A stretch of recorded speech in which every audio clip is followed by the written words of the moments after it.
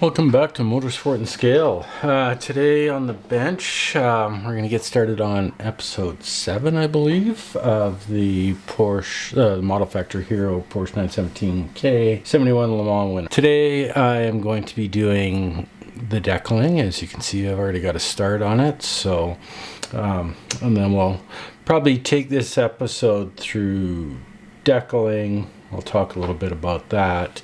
Then obviously the next step up to that is the clear coat, so we'll probably take this through to getting the clear coat done, including talking a little bit about my process for wet sanding and polishing clear coat and what clear coats I use and so forth. So anyways, as you can see, we've got a bit of a start on this. I wanted to get some decals down, or at least get a decal down before I turned the camera on, just to see how these were reacting, and actually going down quite nice. They're a little stiff at first, but they seem to be going down really nice. Obviously, probably the biggest challenge is going to be these two decals here. They're the ones for the front fenders here, right?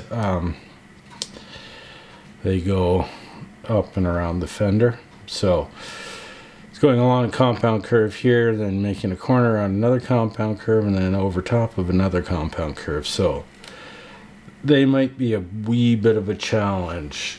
Model Factory Hiro has helped us out by splitting the decal here. Hopefully you can see that. Let's focus in on that one so you see the gap here that's going to close due to the curvature. So usually when I get decals like this, there'll be carrier film in that area. Maybe not joined, but I'm going to trim the decal right to the red all the way to a fine point, and maybe put a slit just a little beyond that.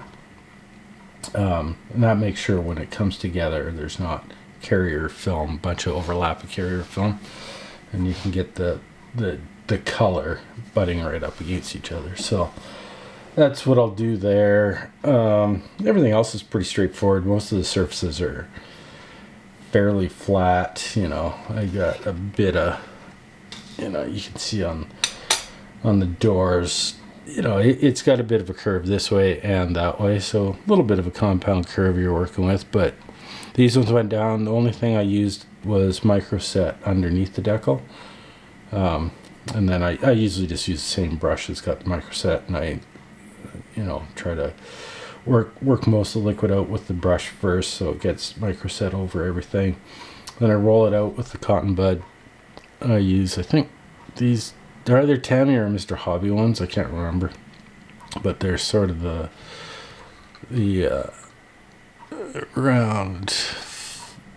long round ones. They're kind of cylindrical. I find these are really nice because they're tightly wound, so they don't shed, so you don't get bits of contamination or under your decals or anything like that. I find just normal household cotton buds shed, and I don't want that. It just creates more problems than it's worth. So these ones cost a lot, considerably more probably by volume, but it's insignificant in the grand scheme of things. If they're a couple bucks more for cotton buds versus, and they don't cause you any problems, I'm good with that. So, whatever works for you though. So, anyways, that's what I'm doing. I'll just do a quick demo, I guess, of getting a decal or two down. I just got these little ones, the driver's names here. So what I got over here is just a little cup of water on a coffee cup heater, to keep the water warm. It's probably 50 degrees Celsius, so it's fairly warm, maybe even a little bit warmer than that. I find that just helps. Hot water helps the decals release from the paper. It helps the water soak into the paper quicker, so they release faster. So here, and just a little bit of microset on the surface. Little decals like this I will just pick up with my tweezers and lay them down. Trying to get them more or less where I want it. Straighten it out. Take my microset brush again, and I easily just work over the decal to get the water out from underneath it. And I'll just come with my cotton bud, give them a roll.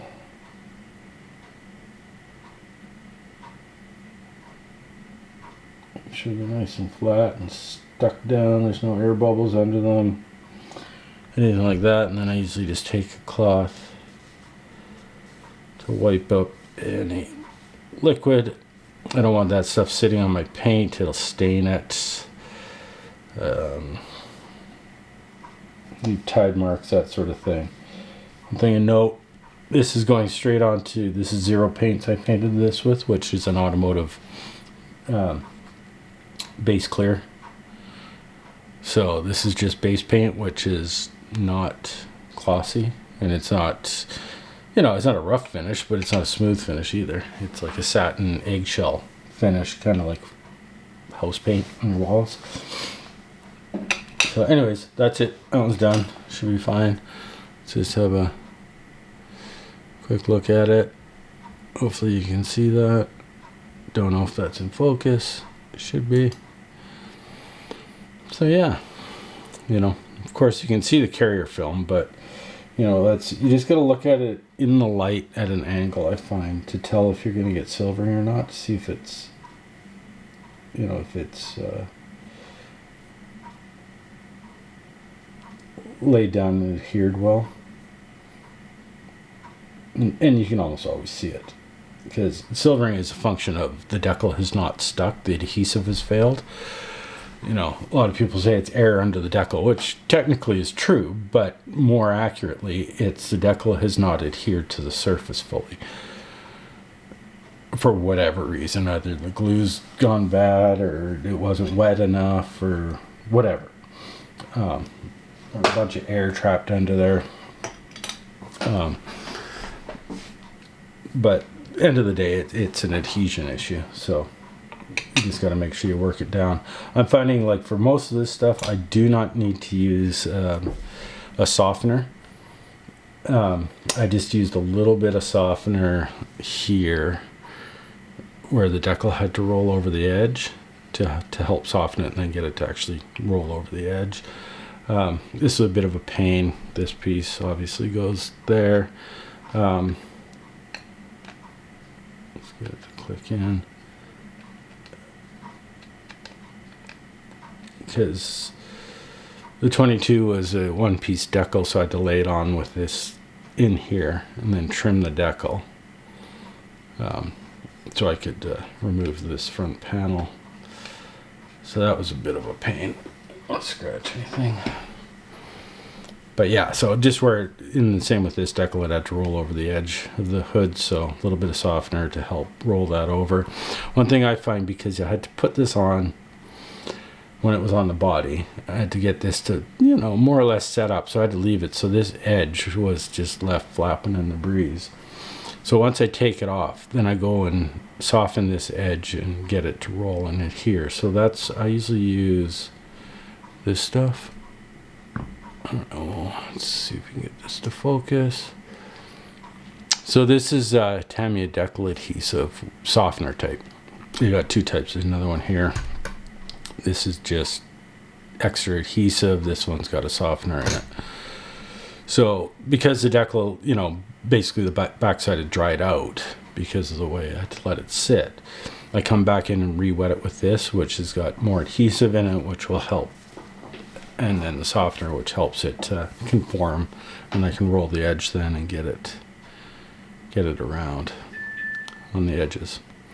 So this one tore a little bit here, so I'm just gonna have to find a blue that's a close match and just touch the edges in a couple spots. Not not too big of a deal there. Nothing I'd really worry about too much. You know, I always found that it's easy enough just to touch in little tears and stuff like that. And once you clear coat it and wet sand everything out, you don't notice that. It'll disappear. So anyways, I'm going to carry on. I might check back in when I get to the big decals. I don't know if I'm brave enough to do that on camera or not, in case it all goes sideways, but whatever. I'll let you know if it goes sideways either way, if I tape it or not. So yeah, that's about it for this first segment of this episode. Well, I guess the last thing is I do have my decaling on a piece of glass. That's just because it's easy to keep clean. You know, like it is a little dirty right now, but I just, you know, wipe it off, use a little Windex to clean it. It's kind of dirty here. I didn't clean it before this one, but it's just really easy to keep clean. So, you know, I take the decal out of here, I can place it right on here, let it sit, do its thing. And so that's why I use a piece of glass, in case you were wondering. All right, well, I'll check back in a bit after I do a little bit more. All right, there we have it. I've got all the decals on. Sorry I didn't shoot any additional video since the last time I checked in. So I was gonna, I don't know, turn the camera on when I was doing these ones over the front fenders. You know, as I anticipated, they were difficult. I'm not entirely happy with the way they turned out. You know, I think you can see here that, you know, if you recall that these are split, I don't know, from about here to the end, to allow it to close up when it goes around the compound curve. And there's an awful lot of compound curve on these front wheel arches. More so than the decals could really accommodate. There's a couple little wrinkles in them that I'm not entirely happy with. The other thing I don't really like, the wrinkles aren't bad. Like, not that clear really hides anything, but it definitely reduces their visibility if they're really small and terribly overlapped and, you know, protruding. So, you know, you're gonna be able to see them if you look really close. You know, from normal viewing angle, it'll look fine. Like, I think on camera it looks okay. You can kind of, I think you can probably pick up, there's a little bit of a crease right there. Both fenders in this area got, or both decals sort of here. This is sort of the hardest part of the curve, because it's coming around this curve, and then this curve increases greatly, plus the decal's going to come forward. So both these got a bit of a crease right there, a bit of a wrinkle in them that I just can't get out. You know, the shape of the decal is not right for the amount of curvage. But that part aside, where it's split and the two halves come together, which they did, obviously you can see it close that gap. You know, it's virtually impossible to get them to be a butt joint without any white showing. So, and plus, once it starts to conform to the shape, they're stuck. You know, then you're just 100% reliant on, you know, hopefully they got in the right position in the first place, which is really hard to control, you know, to get no overlap or very minimal. So what you end up is a little bit of a darker line. I don't know if you can see that in the red there in the middle. It's, you know, it's there, and there's not much you can do about it. It's like the opacity of the red needed to be a little bit higher, and then you won't get that because it's because we doubled up the red. It's reduces the transparency of the decal, so you see the overlap. If they were more opaque, the decals, they wouldn't do this. So that's a little disappointing. I don't know what to make of it, if I should try and fix it. I think I'd probably do more harm than good, so this is going to be a case of it is what it is. You know, a little bit of clear coat over it won't really reduce, especially the overlap, the the tonal variation of the red there it's not gonna help that at all. So it's unfortunate. And then also the other issue is, figuring out where this lands is almost impossible because of the curvature. You can't get anything to lay down flat. So this corner is hanging up in the air when you first start with these decals. So you get this lined up. You have no idea where that's going to end up. So they're a little bit different side to side. Plus this arc isn't exactly perfectly even because of that. Yeah, that's probably one of the most disappointing things I've run across so far in terms of stuff that's beyond your control for the end aesthetic result of the project. So could I paint these? Yeah, that probably would have taken days to build masks and do the painting and everything, and you'd have to paint both the front and the back part, I think, in order for it to match properly. Could it be done? Sure. Was I willing to do that on this one? No. This thing is just kind of turned into an exercise of just wanting to get it finished as best I could without, going too overboard, because in all honesty, it's not one of the best kits that they put out from Factory Hiro.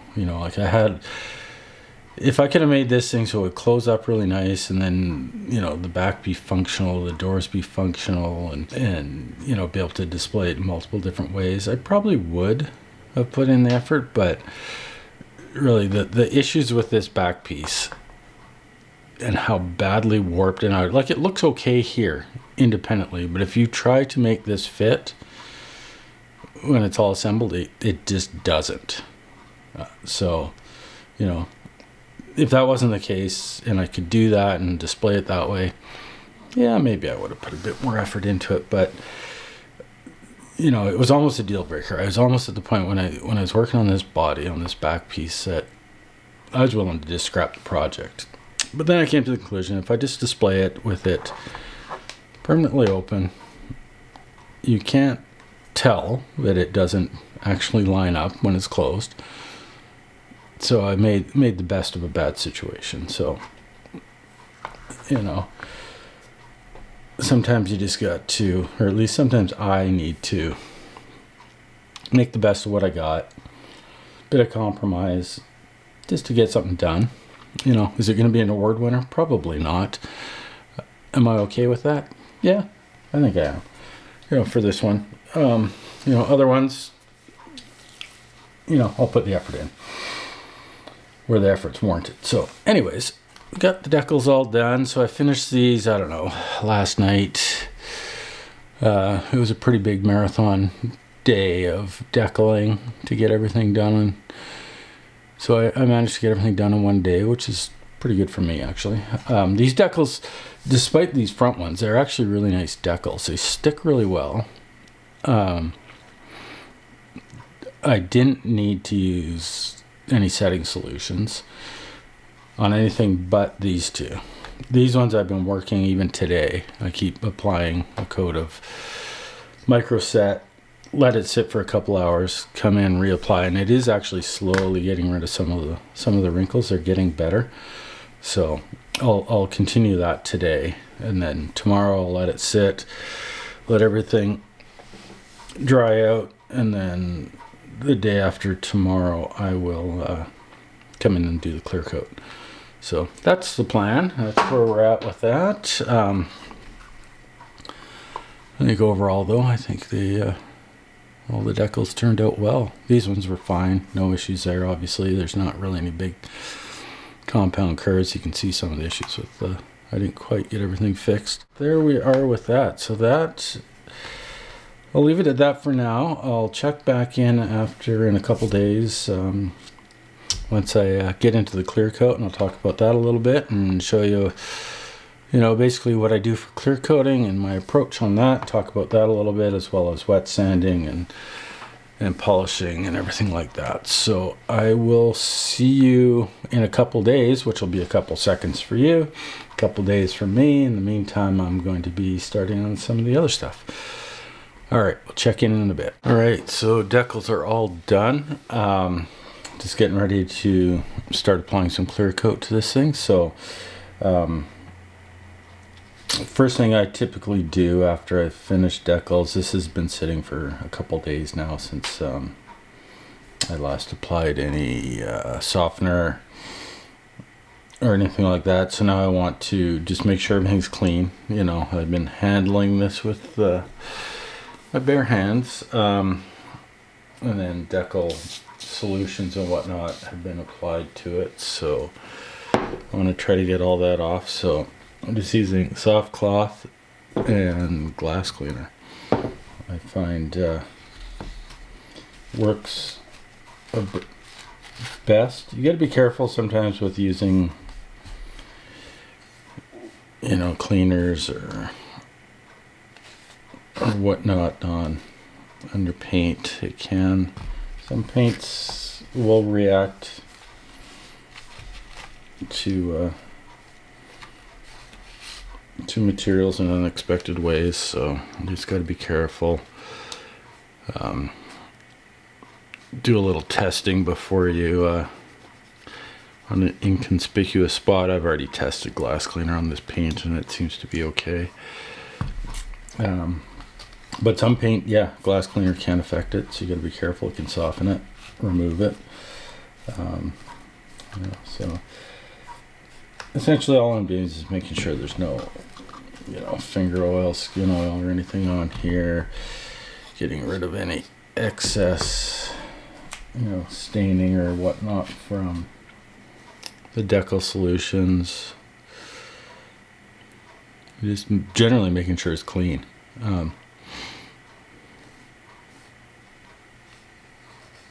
So yeah, pretty straightforward. So anyways, I'll let this sit and dry. Like I don't you know, soak the surface with it or anything. I'm not spraying the glass cleaner on the body or on the surface that I'm cleaning. I do it on the rag and then just give it a wipe down.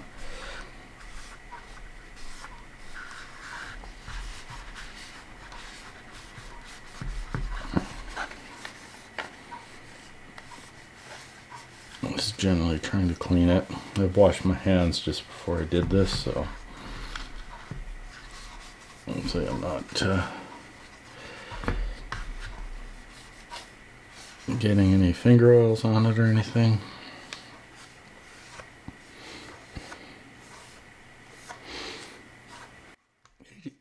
The 80% of a good paint job is prep. You know, that can be sanding, cleaning, you know, whatever. But that's going to be 80% of the actual outcome is how well you prepare everything. I find so the more time you spend on this kind of thing, you know, the better your results can end up. At least that's the theory. Hey, just wanted to check in a little bit on my wet sanding before I got too carried away. I've got the first 3 coats of gloss on. Well, it really is 2 effective coats. You know, one quite a light mist tack coat and then 2 wet coats on top of that. So they all went down pretty nice. The decals didn't react, so that's always a bonus. It doesn't mess up your decals. So now what I'm doing, this is not final clear at this point. I'll put some more clear on after, but this is sort of my first wet sanding step. So I'll put down those 3 coats and then I'll come and, I don't know, it's gonna be really hard. I know the camera doesn't pick this up. Let's see if we can, like, I don't think I can show you. Yeah, you can't really, the camera doesn't pick it up. At least I don't think it does. I can't see it on, oh, there we go. You can see it a bit. There you go. You can see the outline of the carrier film right there, right? So obviously the decal is thicker, you know, is raised up against the paint, and there's carrier film as well. So we want to make that disappear, or I want to make that disappear. Sorry, the royal we. That's why I do a couple coats first, then I'll come and you can see that, well, it's again hard to see, but I've wet sanded this decal so that step disappears. So it blends. So you're basically removing clear coat from the decal, but leaving it everywhere else. So you unify the thickness overall. So there's more clear coat over the parts that don't have a decal, and there's less clear coat now over the decal. Sometimes actually when I sand it, you might be able to see that step better, because usually you can tell because when you sand it, it obviously dulls. Let's see if that made the step stand out better. Probably, but I can't tell if you can see that or not. But anyways, you get the idea of what I'm doing, even if the camera doesn't pick it up perfectly. So I'll go over the decals, mainly just sand the decals for now until that line disappears. And the way I sand, as you can see, I'm using 2000 grit. These are the God hand sponges. I'll use those. I like them. They go up to 10,000. For this particular step of wet sanding, I'm just going to use 2000 grit because I'm going to be clear coating this again. So that's more than a good enough finish to clear coat over, and you won't see any issues with it. And the clear underneath will go shiny again, so it'll go transparent again. So that's not a big deal. So one of the keys I find to wet sanding is A, go slow, and B, keep it clean. That's what the water's for. And I put a little bit of soap in the water. I don't know if you can't now. It's just soapy water, a little bit of dish soap in there. And check your work often. So, you sand for a bit.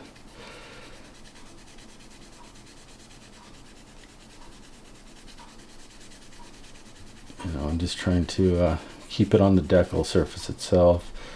I clean my paper and then I wipe it off. And I check my work. I'm looking at that edge. You're probably not seeing it as good as me, but it's easier to see in person, that's for sure, than it is on the camera. And I keep checking it until it's gone. And when it's gone and it's blended, that's when I stop on the decals themselves. And then I'll just give the whole thing a little bit of a light sand over just to make sure I denib it, get rid of any junk that might have got in the paint or whatnot. So I'm not embedding that deeper in with subsequent layers of clear. So I know a lot of people get intimidated by wet sanding or sanding their clear coats. It's not difficult. Like, it's quite easy. You're not putting any pressure on it. You're just letting the sandpaper do its thing. I'd say the number one key to it is, watch what you're doing, So again, I sand a bit, I clean it off, and I look at the work. And the other thing, whilst I am sanding, what I'm looking for is, with clear, you're going to get sort of a whitish, paste forming. And that's the clear coat, becoming a slurry as you sand it off. And that's what I keep wiping off. But I'm also looking for a change in color. If I see a change in color, especially white is kind of hard, but you'd still see it. You've gone through the clear coat and you're starting to sand paint. So you got to stop. Obviously, if you keep going, you're going to burn through your paint and you need to do some touch-ups. If that happens, if you burn through the clear coat into the paint at this stage, no big deal. Just be aware of the area that you've done that, avoid it, do everything else, and then apply another coat of clear coat, and it'll be fine. You got to be more careful when you're on decals, because if you sand through and damage the decal, that's harder to recover from, right? Because they can be easily damaged once you break through and start sanding a decal itself. So you just got to keep an eye on it. But even then, if you break through and you just touch a decal, you can usually fix it. You find a color that's fairly close, you know, in the case of black here, it's just, well, black's pretty much black. Touch it up and re-clear it. It's not super critical, right? And if you blow through on an edge, you just touch it up and carry on, right, with your clear coats. So it's nothing to be terribly, you know, scared of, or, you know, trepidous of, or whatever the case may be. Because, you know, worst case scenario, yeah, if you're just giving her and going at it, you're gonna wreck a decal, and then, yeah, you need to source a new decal. And then, you know, it depends on your kit, that can be problematic, so you just gotta exercise a little bit of care, pay attention to what you're doing, and you know, take it relatively slow. It takes some time. Like, this is a 12 scale, so you know, I probably am not going to sand this whole thing in one sitting, because it'll take a few hours. Yeah, it might take an hour and a half. This one doesn't have a ton of decals, so it's not going to be that bad. When it comes to the final sanding, though, it'll take some time to get through the whole process. But that's okay, you know. Like, it's not a race. At least it's not for me, you know. I don't build to try to have as many things on my shelf as possible, as quickly as possible. You know, it's mainly the process for me. You know, you might be different, but that's okay. I'd still encourage you to slow down, take your time. And that's where, you know, the results come. From being deliberate, taking your time.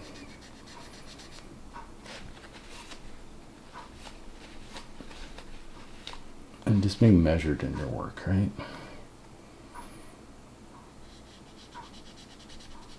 So yeah, that's all I'm going to do. I'm going to do this to everything. One thing, I'm just going to finish this. It's just about finished here. Although I don't need to finish it with the camera rolling. Yeah, so I don't know if you can see that. You probably haven't been able to see fuck all that I'm doing. But I've got a little bit still there. It kind of caught the... Come on, yeah. Is it catching? There's a little bit of decal film right there that it's still got a bit of a step. I'm trying to get the reflection in the light. I can't quite get it. Yeah, you can kind of see it there. Sort of right there. So a little bit more work to do. And then once the decal, sort of that step is gone, then I'll just give it a light sand over everything. Surprisingly, I didn't really get too much junk in the paint, so I did good on this one. Or I did not do good, I just lucked out. It's just not in a sealed booth. It's dust is inevitable, so no use freaking out about it. But one thing that I did happen is that this one I've already sanded, and I don't know what the hell happened. I noticed it after I clear coated it, in case you're not picking up what I'm showing you. It's that part of the tube missing. It was there at some point. After I decaled everything, I had the hood, or this cover, installed on the body. I don't know if it stuck, and when I took it off, it ripped. I didn't notice it when I was clear coating it, that it was gone. I noticed it after it was clear coated that it was gone. So I'm going to need to fix that, obviously. I don't care to leave it like that. So this is already sanded, so now I'll come in and just do a little bit of masking, and I'll just touch that in with the airbrush with some black, and nobody will be the wiser. That'll just be our little secret between you and me. That's how I approach this. So once it's done, like I say, I will go back probably another tack coat, and then probably 3 wet coats of clear. And just, so right now this clear I'm using is GX100, I think it's called Super Clear 3 by Mr. Hobby. It's a Mr. Color product. So the tack coat and the 2 wet coats are going to be the same thing, and then my final one will be I will add about 15% by volume of flat clear to it. So it'll be 85% clear and 15% flat clear. Sorry, I said that wrong to begin with. So I'm slightly taking the shine down a little bit. The final shine that I'll get out of it will be slightly muted. It won't be show car shine. It'll be more 1971 race car shine. And that's the way I achieved that. I've done that in the past, and I think it gives nice results. Others disagree, but I think it gives good results. Yeah, I think it's more representative of a race car or something like this. Wouldn't have been done with 2-part epoxy clear coat or urethane clear coat or anything like that. This was, I would almost, actually I know it's not I was going to say it might even just be the gel coat, white, that this car actually raced in with a bunch of stickers on it. But I know it was painted because you can see overspray in a few of the period pictures of the car, of the white. So they did paint it white. All the sponsorship, the stripes, everything were actually stickers on this car. This car, when it did qualifying for the 24 hours, did not have its sponsorship logos all completely put on it. It just had a couple of them on. It was mostly white when it ran qualifying.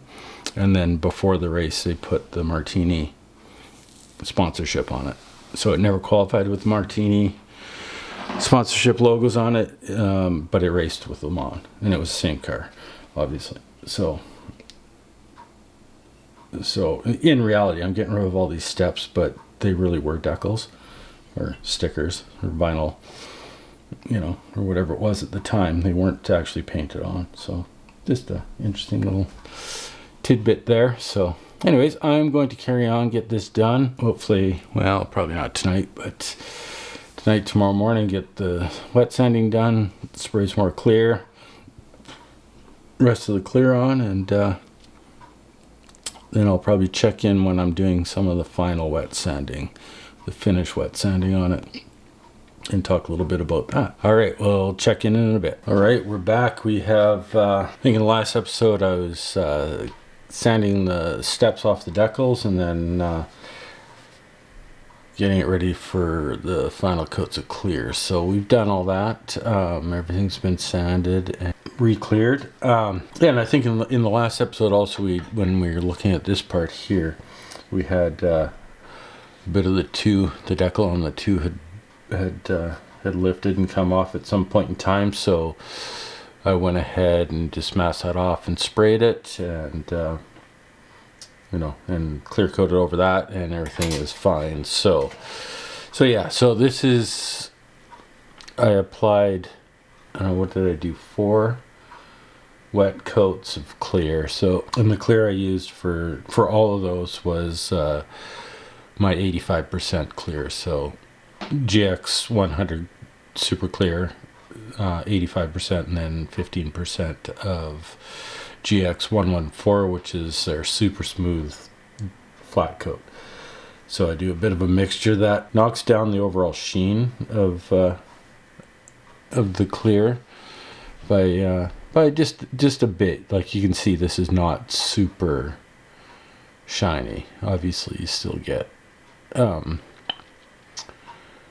you're still gonna get fairly decent shine out of it, and specular highlights, you get those regardless how good the clear is. But yeah, I don't know if you can see here, it is pretty. Why is that jumping all over the place? I got minimal orange peel in this. It'll need to be sanded though.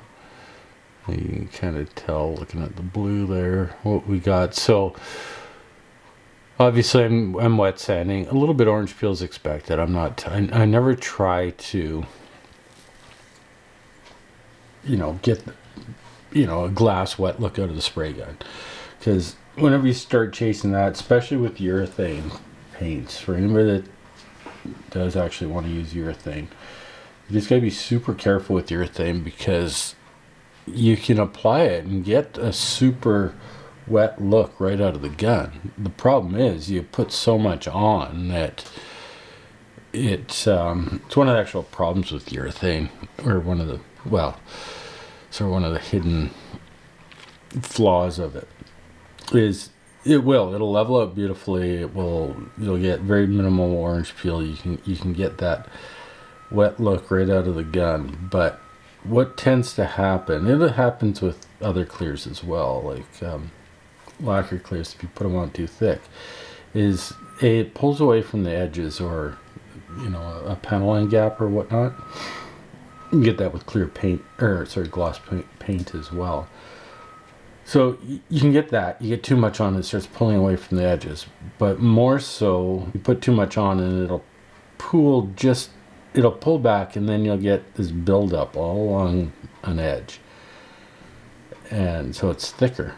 You'll get this border. And what it does is it essentially makes all your edges really soft, because you get this buildup there, and it radiuses everything instead of being flat with the rest of the panel. So, and it's hard to see that, as you're painting. So you paint it all, it's, got fantastic, no orange peel surface right out of the gun, and then you got all these ridges you got to sand off. Or worse, you see people that just leave that. They, see this extremely shiny, glossy finish that, and most people, that's the other thing, when you see this, like, you see where you can see my light there, and it's blowing it out, right? That's called a specular highlight. And essentially it's just, you've got so much reflection from a point source of light that it just overwhelms, and you get those white marks, which is essentially like on a camera, or even to your eyes, just blowing everything out. That's not a sign of a good gloss coat. Its reflectivity, its ability to reflect, something else, is actually how you judge how shiny and clear something is. But that's another story. Most people just go by that specular highlight and get all the likes on Facebook, right? I'm not too concerned about that. But what I'm going to do right now is I need to figure out how flat my surface is. So if I have a ton of orange peel, or a fairly uneven surface, that kind of dictates at where I got to start with my wet sanding. So I want to kind of test that. So I'm going to start with a 400 grit, and I haven't done any testing yet on any pieces, and I'm just going to start to give it a bit of a sand here. You got to be careful on your edges that you're not rolling over the edge, because that will remove a lot of material quickly. I'm also being fairly careful not to scribble or anything. Try to sand in the same direction all the time. You can kind of feel how it's sanding. Paper towel to wipe this off, and then I just wipe it down. So once I've created a bit of a dull surface there, I think it's, yeah, you can kind of see, you can see where it's gone dull from the sanding. That's when you start looking to see your progress, right? Like what I'm going to be looking for now is that it's uniformly dull. If I got little spots that are shiny, that's the orange peel, and those are the low spots. So that means if you still got shininess, then you still got to go more. I don't know. This is white. It's very hard to demo and to look at this on camera. But you can see we got. I've only sanded a very, very little bit now. But it's starting to go dull pretty quickly. So we don't have a ton of orange peel that we're going to have to sand out. So that's good. Not that it doesn't matter if you got a ton. It just means that it's more work. That's all. You can get to the same place with orange peel as without. Because really to get a good finish, you need to do. This isn't a step you can skip. You need to wet sand the paint to get it all flat, because there's always going to be little imperfections in it, like I say, so like if I'm looking at this in person or not through the lens, I can see it much better, sort of high and low spots. High spots obviously have been knocked down by the sanding already. The low spots are still there. So that's my guide. That's how I know when to stop. So I'm going to carry on. I think 4,000 will be fine. 2,000, I don't need to do that. So that's good. I'll probably only have to do 4,000, and then I will go to Trizac 5,000, which will probably be it. Those are the only two steps I need to do, and then go into polishing, or using cutting compound and polish it. So anyways, I will carry on doing this. I will check in when I'm all done, and then we'll move on to the polishing phase. All right, I've got all the wet sanding done with the 4,000 grit sandpaper. Just wanted to, not really show you anything here, but just something I was just thinking about when I was doing this is, and I don't know if I kind of alluded to this, I don't know if I articulated it very well, talking about sanding, and it's sanding in general, but you know, wet sanding in particular.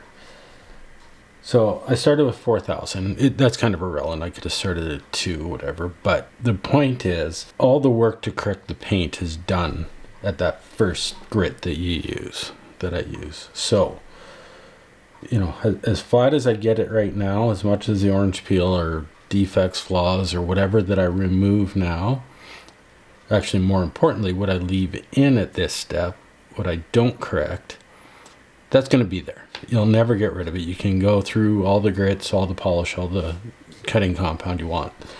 You won't get rid of those flaws. The first sanding step is one that does the work. The rest of the sanding after that, all that does is correct the scratches you made with your first one.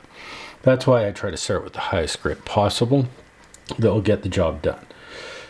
Because obviously the coarser you use at the first step, that's just the more work subsequent steps you have to do. And there's no avoiding it, you know. Like if you start with 2,000 and you go to, let's say, skip all the way up to 8 and then polish it, you know, it'll get shiny, but you're gonna end up with shiny scratches. That's it, you know, because you skip steps. There's no way of avoiding that. The good news is, you know, like that's all the sanding done with 4,000. It probably would have gone a bit quicker with, let's say, 3,000. I don't have any 3,000 sponges, so like these ones. They don't make a 3,000. It probably would have been a bit quicker. Like all in all, this has taken me with breaks and everything, but actual working time, probably about 3 hours to do this first wet sanding. But the next ones will go way quicker. You know, like I'll just go over it with 5,000 Trizac, which actually cuts pretty good as well. But, and it'll flatten this. It'll get rid of these sanding marks pretty darn quick. Not that there's really, you know, like the 4,000 leaves just a nice dull finish. Like there's no gouging. There's no sanding marks really. They are there on a microscopic level, but not anything significant. So it's fairly easy to go from here to restore a shiny finish. So, anyways, that's what I'm going to do next. Well, I'm calling it a night now. I mean, it's, I don't know, almost 11 o'clock at night. I just did this all after dinner. The past couple hours. Happy with it. The other thing I don't know, here's a good one. I don't know if you can even see this. So hard to white. I picked the worst colors in the world, although it's not really my choice. This is the livery. That's the other thing. I don't know if you can see this. I don't know if the camera's picking that up or not.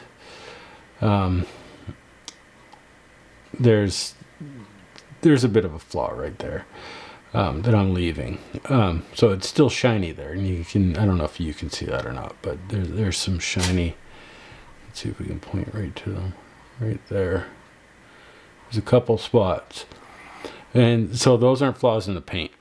So I'm leaving them. If I tried to sand those out, I'd sand through the clear in the paint, because those are actually flaws in the body that I missed. they're small and insignificant. Once it's polished, they won't be terribly noticeable. You know, if a guy was really looking, you'd see those kind of flaws in the paint, but I'm not too worried about it. It's not a show car. So that's the other thing. Just, you know, recognizing when you're doing paint correction, when you're correcting a flaw in the paint that is fixable by wet sanding it, versus what's deeper, what's something in the underlying substrates that you would not be able to fix with just normal paint correction. So that's all I wanted to touch on. So yeah, no shortcuts. It takes a little bit of time. Hopefully the end justifies the means and it looks good at the end. I'm pretty confident it will. I think the only times I get disappointed with the finishes I end up with is when I rush them. You know, the ones that I've taken my time on and really gone through the process and not rushed it, especially this very first step, are the ones that turn out really well. The ones that I have rushed it are the ones that I've rushed this step. They're the ones that afterwards I'm like, yeah, I wish I'd spent a little bit more time on it. So I will carry on with some wet sanding the next step, and then probably check in when I'm doing a bit of the cutting and polishing. So we'll see in a bit. Hey, quick check in here. I've got the rest of the wet sanding done on the body. Well, it doesn't look any different than the last time. Although it looks a little bit different. It's more uniform flat finish now.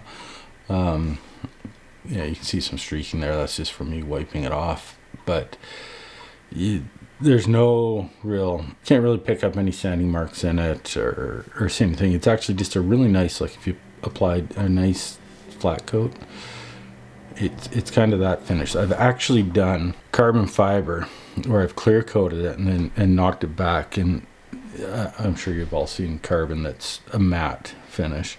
I've actually just done this and left it like this. And it looks fantastic on carbon fiber. And that's with the Trizac 5000. I just wanted to talk about this stuff a little bit. This is it here. This is the sanding surface. This is meant for hook and loop sanders. As you can see, this is 3mcollision.com if you want to look the stuff up.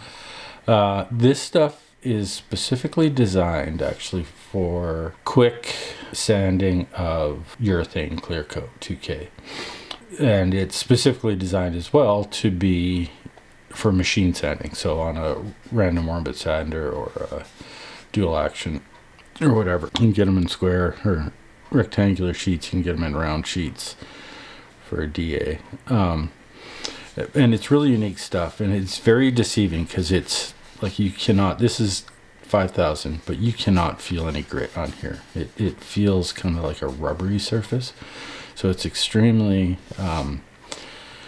deceiving. This stuff will cut lacquer clear extremely fast, so you got to be kind of careful with the stuff, and you don't need much. Like that's, I just wanted to show you, like I just double-sided taped this onto these little polishing sponges from Tamiya, but you know, like what is it, a 10 mil square chunk, and that's all I use. That's what I use to sand this entire 12 scale body, and it's perfectly fine. I'll throw this in the drawer and it'll do the next project, right? Like I had another piece that I'd used just to get into some of the really tight radius areas and just do it by hand. The reason I like to put it on something relatively firm is it keeps even pressure. I find if you use just your fingers, you have a tendency to, you know, have more pressure in the center or wherever your finger is or on an edge or whatever. Anyways, this just, I find, gives more consistent results in a very light touch, more just a scrubbing motion. This stuff, because it's actually designed for machine sanding, it's not critical that you maintain, you know, perpendicular sanding pattern or anything. You can actually scribble with this stuff if you want, because that's the way DA works. I'd recommend not necessarily doing that. One of the reasons for that is for the next step. When you use machine polishing or cutting, it comes into play there. Like if all your scratches from sanding, which cutting is designed to remove the scratches left by this, even though we can't really see them, they're there. So when you cut it, that's even finer. And it's typically done in a rotary motion. So you got all your striations going this way from sanding, and then you come and polish this way.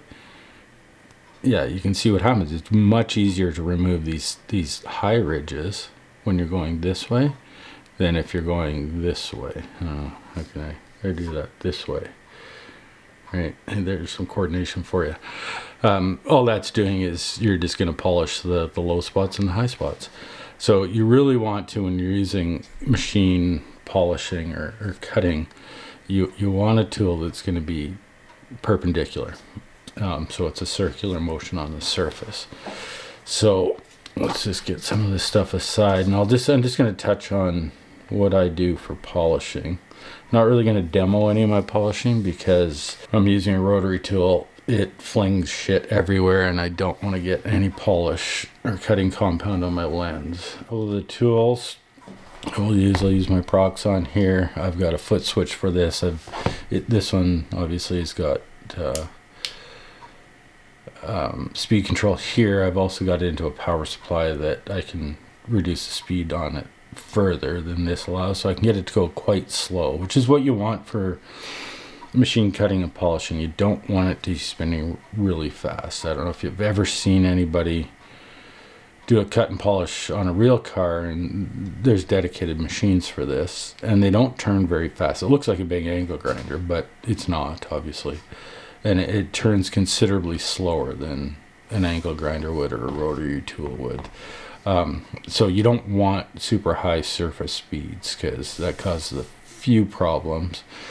I guess number one is heat buildup, and then you can start burning your paint or your clear. That's not good. That's probably actually the main reason. And two, you going really fast, you're going to cut really quickly as well, because cutting compounds still remove material, so you have a chance of burning the paint and burning through the paint, blowing through the paint, or clear in this case. So anyways, you'll see I got a couple different tools here. So the yellow ones here, they happen to be yellow. They'll come color graded however you get them. This is a coarse firm sponge. This is meant to be used with a coarse cutting compound. Coarse cutting compound. So I'll use the yellow with the coarse, then I will use the red in my case, which is a soft, finer foam. I'll use that with the fine grade, and then the finish grade, which is typically known in the industry as a dehazing or a swirl remover. That I'll use the soft cotton one. This one I got no choice but to go this way, because you can't do it on the top or you'll just ruin everything. So depending on the subject, though, I might do this step by hand. Well, depending on the subject, I might do everything by hand. Like if it's small intricate parts that there's a high risk of the tool grabbing with a lot of detail or a lot of different contours, then I'll just do it by hand. It just takes a little bit, not that much longer really, but it takes a little bit longer, but you can achieve the same results by hand as with a rotary tool or machine polishing it. Machine polishing is just faster. Really, that's its benefit. It's not necessarily better, it's just faster. So that's that. The other thing that's important to note is like these, especially these two, the coarse and the fine, are cutting compounds. They have abrasives in them. So when you're done, or when I'm done, I suggest when you're done with your course, you don't use the same tool, cloth, pad, whatever you're using. You don't use the same one for the fine as you did for the coarse, number one. Number two, when I'm done with this, I'll go and wash everything.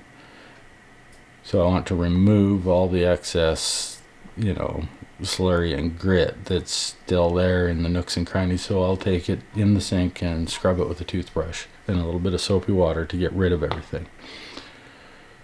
That's super important, because if you got any of this left and then you go and do this, you're just doing more of this, and this will not, you'll just end up going nowhere and wondering why you still got haziness or swirl marks that you just can't get rid of.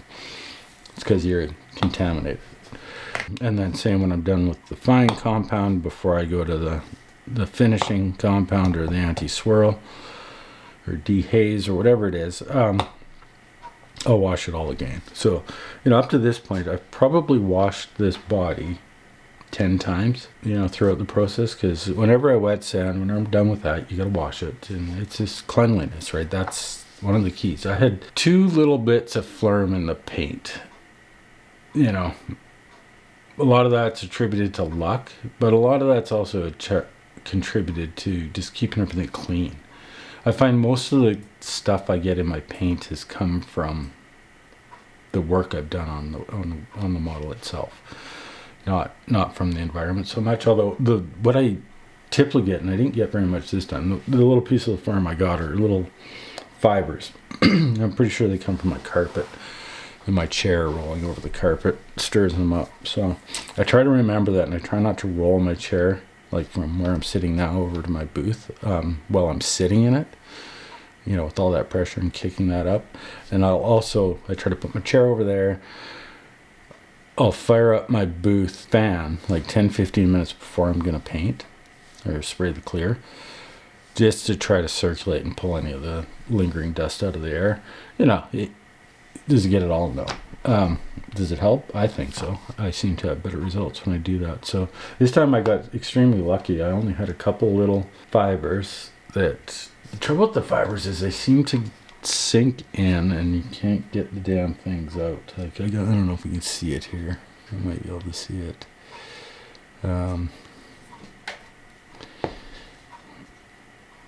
It's right there. I don't know if I'm... might be too close. Yeah. Who knows if that's focusing on there or not, but there's a little fiber, like it's not a hair, it's like a carpet fiber in there. And it's in there. I've got it sanded smooth. The problem is they land in the wet clear. And then the way clear coat and most paint work is it reactivates the layer it's going over slightly, so it softens the layer underneath. And those hairs just seem to sink in, or those fibers, so they're a royal pain. But I got one little one there, and I got one, I think another one I actually managed to sand out, so it was fine. Other than that, there wasn't really a lot of nibs in the paint or anything. I actually lucked out for some reason. This one I've had much worse in the past, so I didn't really need to do a lot of work in that regard. All right, sorry for the sidetrack. Cutting compounds I'm using, I'm not recommending anything. I just happen to have these. This is the ones from Gravity USA. I definitely caution against using them. A lot of people have had problems. I don't even know if they're around anymore, but essentially I'd ordered some stuff from them once. I had to threaten to do a PayPal dispute, and lo and behold, my order showed up about a week after I threatened that. So, and that was after about, I don't know, well, I probably waited till as long as I could, so it was almost 6 months before I threatened sort of the legal action. So anyways, I did eventually get it, but I'm pretty sure this stuff is just repackaged. Well, it is obviously repackaged something. That nobody's making this stuff independently for modeling. But I'm pretty sure it's the Shoals or Shell or whatever system. So, and it works well. I've had good results with it. I also got the Tamiya compounds, and I use them both. I just find these are a little bit easier because of the packaging. It's just in a jar, and I can just have it open, and I usually just dip my finger in and apply it on the sponge. So it's just convenience is why I'm using these ones. Probably if I burn through these tubs, I'll just empty these into that and carry on. So I'm not necessarily endorsing anything. I think both of these I've used and they're fine. I've also used 3M polishing products in the past as well, and for real stuff. And they're fine, or McGuire's, they're typically fine. So I don't think, especially stuff like this, it's all repackaged, and then I know everybody's got their stuff, and I'm pretty sure they're all packaging the same stuff. Yeah, this is not an endorsement of any particular product. It's just use a product, use all the compounds they make. There's 3 for a reason. They each do their own thing, so you can't use 1 and go to 3, or start with 2 and go to 3, or just use 2 or just use 3. It doesn't work that way. This is step 1, this is step 2, this is step 3. So, you know, of course, on the assumption that you want a nice finish. So anyways, that's my spiel on that. If these are Tamiya polishing rags. You can get a set of these that come in 3 different colors, so you can keep track for, so you're not cross contaminating. It's funny, they're color coded, but I guess they are. It's a blue, a pink, and a cream color one, and the cap lids on the Tamiya are red, blue, and white. So I guess they're semi-color coordinated. But they do that so that you have 3 different colors for 3 different compounds. You don't cross-contaminate. One of the things I do, I'll just show you this little guy. I make up these little things for hand polishing. So it's just, I just have some foam inside here to keep it soft, but it's just a little mushroom, right? It's firm, but still soft enough. It's squishy. So just elastic band around that. If I was going to be using this, I'd just clean it with some water, and then it'd be good to go for the next one. So that's just, and it works really well. You can just get in on a surface and then just polish is what I would do with this. With the rotary tool, again, you know, I'm going to be holding my tool. Usually I hold it sideways and then hold the part sideways, perpendicular, instead of top down. Sometimes that's what you have to do because the part's unwieldy or whatever, and you can't hold it sideways very well, but that's the way you do it. A couple benefits for doing it perpendicular. Like I say, that's the way polish is actually meant to be done when you're using a machine. The other thing is it has less of a tendency to grab an edge. If you're using it, you know, on edge, flat against like this tool's turning this way, it's going to have a tendency, especially when you're coming into this edge here, it's going to have a tendency to want to grab that edge and roll the machine under, but you're holding this pretty good, so it typically grabs the part and rips out of your hand and throws it across the room. So it'll always do that on the leading edge. The trailing edge, because it's spinning this way, it will never grab, because this is trying to roll down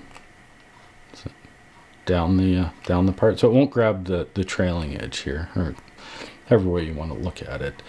I'd consider that the trailing edge in this, but it'll always grab the leading edge. So usually if I was like when I'm using the little cotton one where I have to do it this way, I'll do the bottom half and I'll flip the part and I'll do the top half. So I'm always working from the trailing edge up and never bringing the tool up to this edge here, so it won't grab it.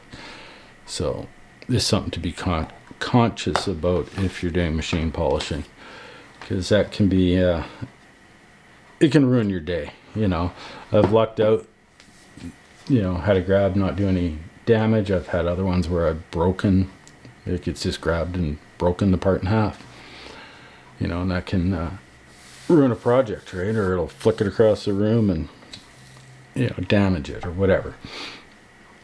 So anyways, just something to be conscious of. So I'm going to go and start polishing here, make a right mess. That's the other drawback to machine polishing, is it makes a mess. It flings the crap everywhere. So sometimes I'll just do it by hand just to avoid the mess and the subsequent cleanup. So anyways, I'll get the polishing done, and then I'll probably come in for just a little final thoughts and show you the result, and that'll be the end of the episode. So we'll see you in a bit. All right, I said I wasn't going to show any of this on film, but I'm going to give it a go. I've done the coarse grit of cutting compound. You can see that it's brought up, you know, a slight sheen to the part. Obviously, it's still not shiny, but that's about what you expect for the first coarse compound. The next one you'll see, that's why I kind of want to show it. It's a pretty dramatic change on this one here. So this is the fine compound. I just get a little hands-on with it. Put stick it on with my finger. Usually I dip this in, but it's picking up on the edge, so just making a mess. So yeah, I just scoop it around.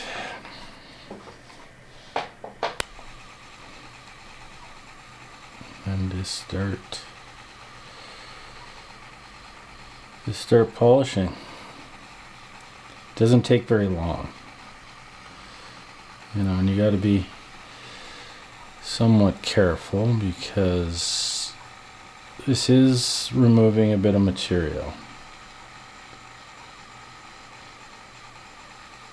What's nice about this step is the polish disappears as you're doing this, so you can kind of see it's a little, it goes kind of, it's wet right now. It's actually not that shiny, but yeah, just make sure I get it all. See, I'm trying to use the tip to keep the motion circular.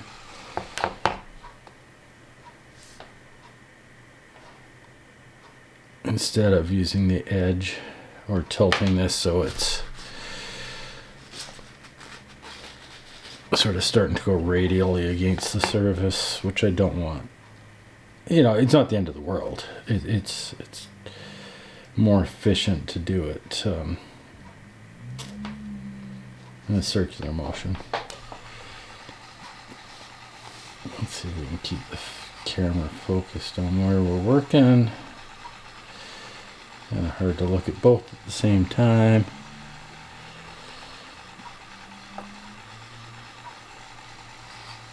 You can't really work by looking at the monitor. Like I have this up on a, I don't know, it is 24-inch monitor, the camera feed, but and it is a live view, but there's lag. Probably a second delay, so which makes it unfortunately impossible to sort of use it as a magnifier. That'd be sweet if you could.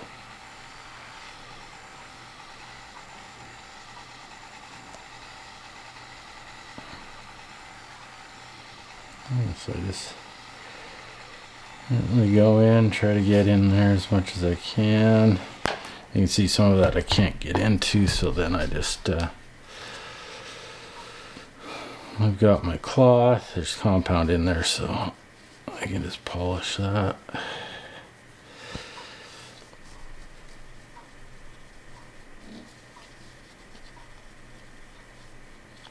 And I usually just give everything a quick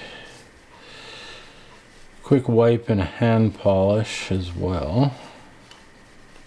This is mainly to remove as much of the excess as I can, but also just to give it a final polish. There's enough compound still there.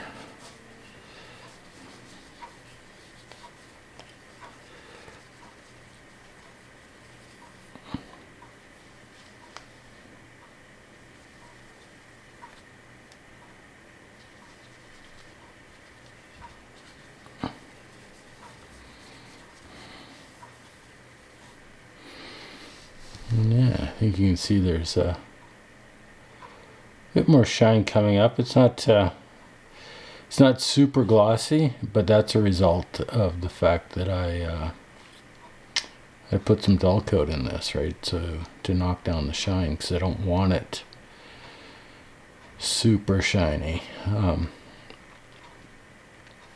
But You know, this isn't done yet. I gotta actually it's not bad. I was thinking I might have to do another round. I might do a bit more. But it's just like the wet sanding, you know, you just keep checking your work, see how it's doing, and you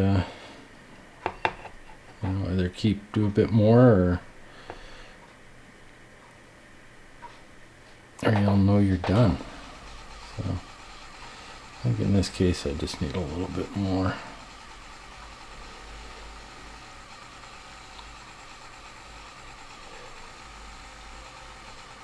But as you can see, by being perpendicular, it can get a little grabby on the edges, but not nearly as bad if you're going this way. So that's another one of the big advantages of being perpendicular to the work.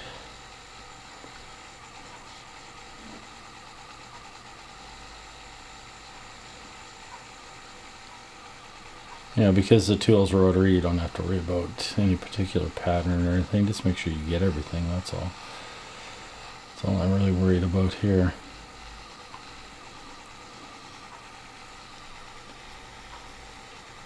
Another big advantage on this kit, or on this project, is white pretty much hides most flaws.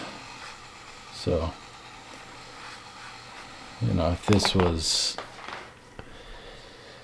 black, dark blue, some other really deep color, then it gets a bit more critical. You're going to see swirl marks. You're going to see how well you did on your wet sanding.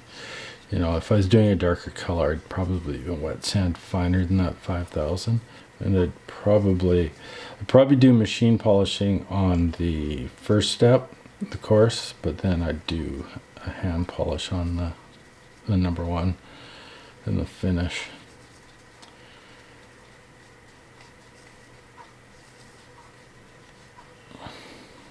On a darker color. But yeah, so there, I think that looks acceptable.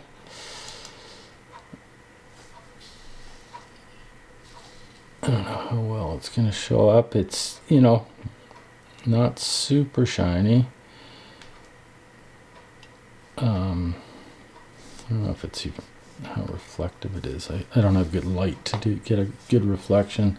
I'll have to take some photographs where you can see it reflecting an object, if it will. This might not, because I got a little bit too much dull coat in it. Oh, I can see it in the black. I don't know if it's probably not showing up on the camera at all, but I can read the bottle in the black. White, a little bit more difficult. I need something black to see in the white, and I need better light. But anyways, that's how I do my polishing. So one more step to go, and that's a dehaze, which will clear this up a bit, probably make the black look a little bit more richer, a little bit more black, a little less hazy. So, and that's the purpose of the finished compound. I need to do some painting on this still, so I got just protective wax, basically. I'll do that last. I'll get everything just before I put the windshield in and the headlight covers in. Actually, I might do that after I put those in. That's the last thing I gotta do, or I'll do. So some of the trim, like where the door openings, let's grab one. So I've done this, you can see has been all polished, so it's good. But all of this opening where the trunk goes, or the front cover, whatever you want to call it, and all the door surrounds, and this back lip here are all going to be black, because they used rubber trim to seal those up. So I'll just paint those in with enamel by hand, and that way you can just clean the edge off, which is really easy to do once everything's polished, because it'll clean off of here really well. So I will hold off on waxing everything until I get that done. But yeah, it's coming along. Fairly impressed, or fairly pleased with the result. These decals, they just, you know, there's nothing you can do to get rid of that sort of darker line created by the overlap. So live and learn. I don't know.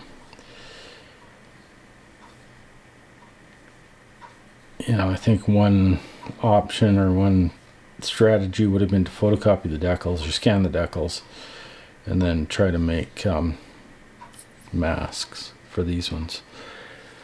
The back ones would have been easy to do. This, not convinced it would be doable, but you know, be worth a shot. So anyways, yeah, there's the door we just did. Get that to focus back in. Yeah, so I'm gonna leave this episode here. I will not, I'll do the final reveal of the body. Well, you'll see it in front, some of the next steps, but you'll see it then. So I think that's good enough for this episode. So after this, so thank you for watching, and I hope you enjoyed, and we'll see you on the next one. Take care. Bye-bye.